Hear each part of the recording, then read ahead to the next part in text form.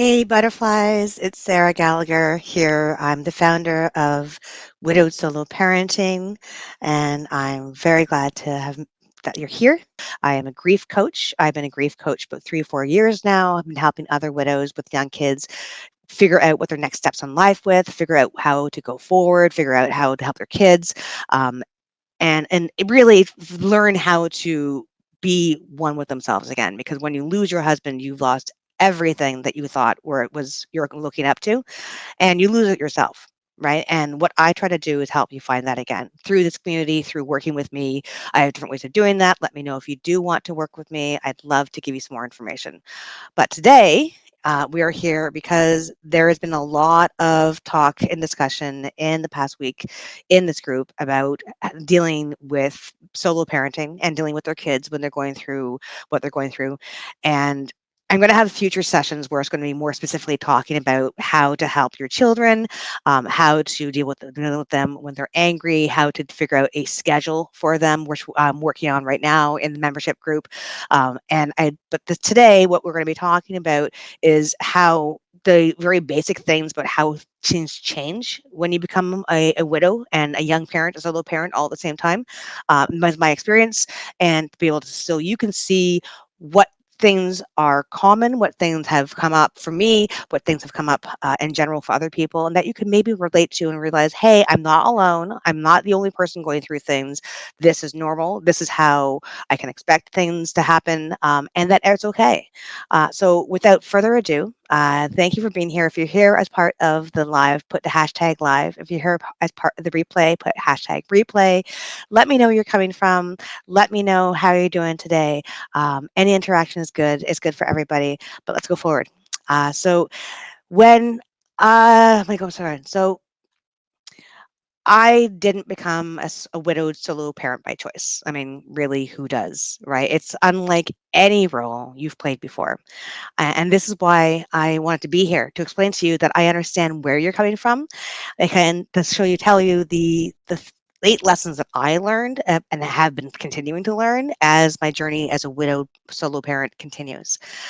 This could be, this content could expand or over time, or it can be shrunken. But for this point, as what I am right now, these are the 8 things that I have learned from of being a widowed solo parent, and that maybe you can identify with these as well.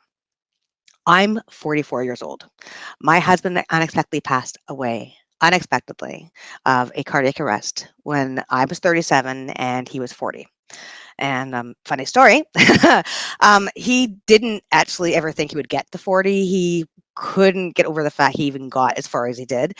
So, yay, he got to 40.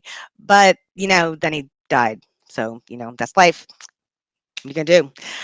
Anyway, so when he died, he left me alone with our 2.5-year-old son and our not yet conceived baby daughter. That's my story, very briefly, and I'll get into a little bit more as we go along. There's more of the story that I'll go toward a different. It's on a different live altogether, but our stories could be similar. See, the moment that I became an only parent, when it happened when my husband was officially declared brain dead. We were in the hospital for a few days after the cardiac arrest, and we didn't know for sure whether he was really there or not. And when we finally found out that he was, the enormity of what that meant didn't really sink in because there was so much of the grief that was going on, the shock, the disbelief of what was going on. Um, I was all emotion, but I was also completely numb at the same time. And I was kind of watching reality as this outside observer. It's a really bizarre state to begin with, as you probably know.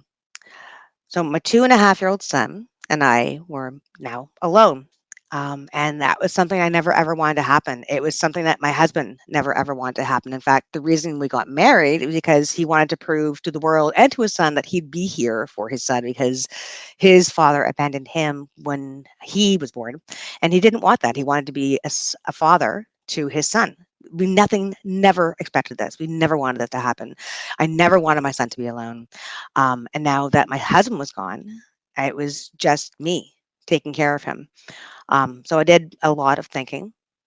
I did a lot of thinking, which, by the way, took a lot of effort with a fog riddled brain, as you can probably understand.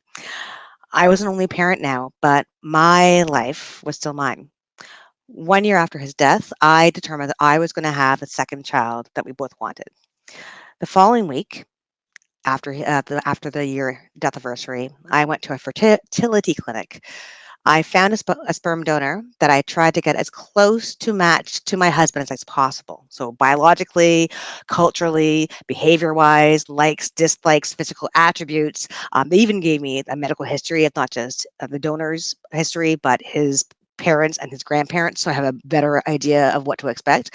There was no heart attack. I made sure of that for sure. There's cancer. There's cancer everywhere, unfortunately. Um, but anyway, I did everything I possibly could to get as close as possible to what my husband was. Surprise, surprise. I got pregnant on the first try. So I kind of became a solo parent twice over.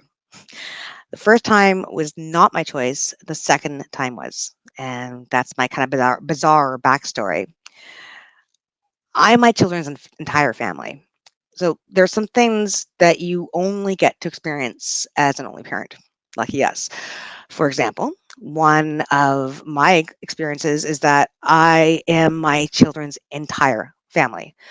Okay, wait. So there's mom, which is grandma, and I'm fortunate to have two sisters and healthy relationships to visit, but that's pretty much the extent of our little family. My husband passed away, his mother and his stepfather died, as did my dad, like literally like a year after Mike died, my father died. His mother died about the year 2 years before he did. Anyway, there's just a lot of death in a very small period of time. And so when my kids are talking to their school friends and when they're referencing our family, they're including themselves and their sibling and me at the center, balancing it all with grandma orbiting us. And that's just our reality. As an only parent, you're trying to do it all, right? Even if it's just me, I'm trying to do everything I can while holding my job, my family, and myself together. If I parent my children differently than other families, it is likely because I found a way that works for me. Don't judge.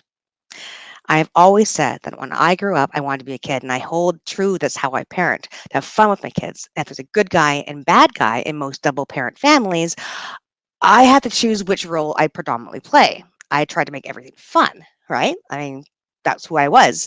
For example, when we decided we want to have pancakes, we go all in. Like I would come with the flour and the milk. I only go with the aprons. We take turns making the pancakes into a fun game. And the best part, we add food coloring to the batter that's been separated into several squeeze bottles, so it's a different color for each. And then we use the bottles as a giant paintbrush, and we'll create these fantastic works of pancake art, which is so much fun. But being primarily the fun mom has its drawbacks too. So, see, I've never been much of a very hard draconian kind of disciplinarian, and I've always been the fun. I've always been the one that out there playing with the kids. And even after my husband died, I tried very hard to keep on to that, even though there was so much grief and so much struggle that's going on.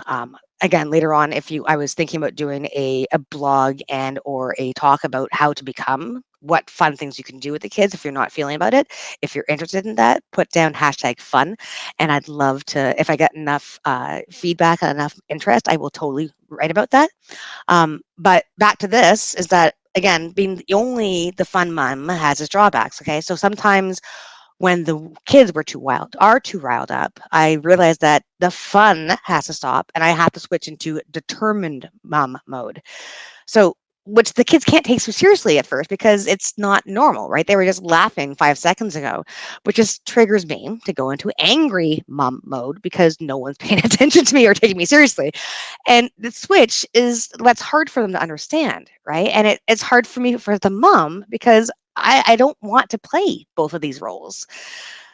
Okay, I did say both roles, as in leading to there's just two roles to play. And that's an understatement, right? I mean, you guys need to be both mom and dad, but also a teacher, a role model, a beacon of truth that your kids can hold on to. They need to be a taskmaster who delegates the chores, a master meal planner who can create a menu that most will will most likely appeal to each of their tastes, and a social planner who arranges for outings with other families with similar age children so their kids can have a sense of the village around them for support. That's a lot for one person to do, and frankly, it's absolutely exhausting. And another thing that comes up as a widowed solo parent is that you become hyper aware of your own imminent mortality. I couldn't promise that I would go to sleep and would wake up the next morning. Not that I was suicidal. It was just pragmatic to say that no one really knows their end date. My husband didn't plan on dying, and I'm not planning on dying, but what if I do? Right? So I'm constantly worried about that. And to add to that, actually, if you're interested in that, the next next week, we're going to be having a guest on to talk about how to help that, how to make sure that your family's covered, and if you do happen to die, what could be there backing your family. But that's next week. Just wanted to give you a little bit of a heads up. The other thing that comes up is this idea of safeguards and sense of security. I've tried to have safeguards in place for if something was going to happen. For example, what if one afternoon I drop into the street for no apparent reason? How are people going to know by looking at my wallet if there are two kids waiting for me to pick them up after school or daycare? I have pictures of both of them in my wallet, and on the back is a note stating my name, their first names, and the contact information for both schools and the daycare, in the hopes that whoever find my wallet and these pictures of them will contact the school or daycare or my kids, get a hold of them.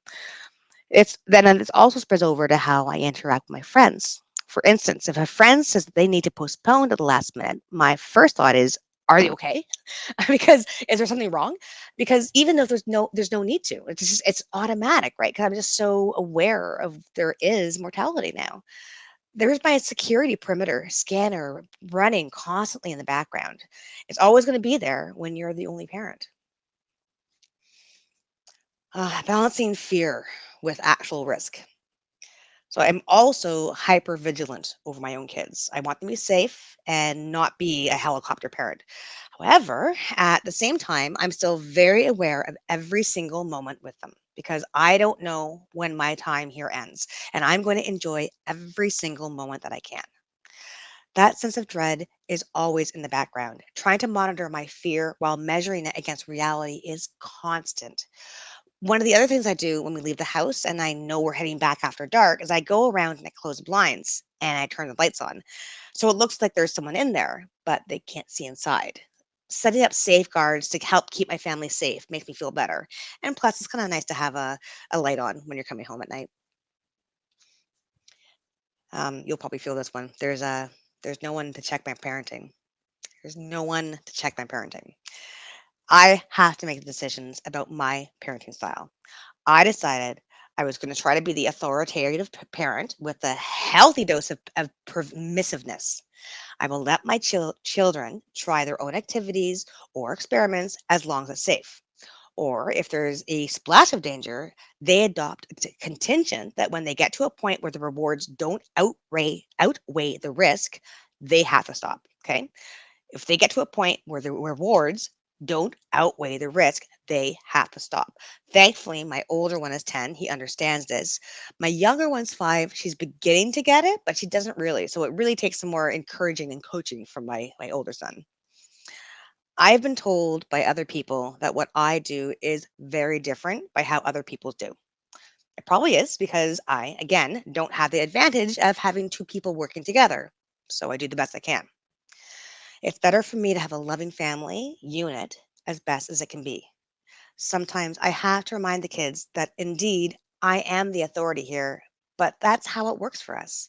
People may judge, but as they love to tell me otherwise, it's my decision on how I'm going to parent my kids, right? Same for you. Creating family memories. It's important that my kids don't look back and feel that something was missing, dead father aside. We are often out puttering in our garden or going to the local outdoor pool or even just hanging out on the couch playing video games. I work hard on creating a community. I try to involve ourselves by hanging out with families in the neighborhood where kids roughly about the same age. My kids get to see how the neighborhood's father interacts with them. And oftentimes there are games where everyone joins in. And it's become a very comfortable neighborly vibe. One on one parenting time is tricky. I have both a son and a daughter who both want my attention as reasonably close to 24/7 as possible. They will both talk to me at the same time. Sometimes one will notice, which incites them to yell at their sibling to be quiet because they were talking first. Most of the time, it's both of them talking at me at the same time, which is very confusing. Both kids want to spend time with me as a solo parent. I find it very difficult to have those individual one on one times with them because we are doing everything all together all the time, which isn't enough when they need individual time. We used to have semi regular mummy son dates, and my daughter's now old enough to enjoy one too. We haven't really had any since the beginning of COVID, except for today, where we stayed home from work and from school, my son and I. And I'm hoping that now things are opening up, it'll be less of an excuse, right? Still, it's hard to schedule them in. But when they do happen, they're special times because the kids know they are not a common thing. If they get me to themselves for an hour or two, it's a bonus, and they're aware of this. Making our family whole. It's bittersweet, really. I am very grateful for the family I have. I am very grateful for the fact that I have my son and my daughter with me. I am so very grateful that I moved forward on my decision to go out and complete the family we dreamed of, my daughter. And even though she's not biologically my husband's, she is in spirit. I consider both my children to have the same sky daddy. Still, I feel some phantom pain of what our family could have been if Mike hadn't have died. However, and this is going to sound very bizarre, if he hadn't have died, she wouldn't be here. I'm not saying that he should have died or that there was a purpose to his death because that's ridiculous. There's no purpose in dying. It's just stupid and it shouldn't happen, but whatever. If he had lived and we'd had our intended second child, it would have been wonderful and it would have been great and it would have been fantastic. But that wasn't our timeline. The point is that he died, and after he died, that's when I decided to have my intended second child on my own. I took it on myself to complete the family we wanted to have. She would not be here if he was still alive, which is a really bizarre, complicated way of thinking things. And last thing, you're enough. Being a widowed solo parent isn't anything I originally signed up for, but I've committed myself to being the best widowed solo parent my kids could ever hope for. If you've identified with any of the points that I brought up here, comment. I'd love to hear if there's anything here that you do resonate with. Let us know. Let us know what you've gotten any from this. If you felt any kind of solidarity, if you found any kind of, hey, I get this. She gets this. Maybe she gets me. I promise you, I do. Okay. I've been helping widows for 3 to 4 years now. It's it's such a fulfilling thing to do to be able to help other widows, and when you get back on your feet, you'll find that too. Um, and if you need that find, if you need to figure out how to get back on your feet, if you need someone to talk to who understands what you're going through, if you need someone to either, I mean, there's several things I do that can help you find your new identity. I can help you figure out what you want to do, how to be a solo parent. I can figure out what you want to do with the rest of your life. Um, I have one-on-one sessions. I have my Reclaim Your Life program, which is a 6-month coaching program, which is super intensive. And I have the membership site to, it's a special membership only group, which is a subs group of this group. It's wonderful. It's just started. If you want to join it now, while it's just a flooding group and we're starting to figure out what we want to do and how we can work together. Doubt coming now. There's so much transformation that comes up with this. There is so much good. I can see the smiles and the glow in my widows' faces when they realize that they are enough, that they can do more, and that they have hope in life again. It's what I do. I'm here for you. I get you. You're not alone. Call me, DM me, ask me to my scheduler now. You can book an appointment. But until then,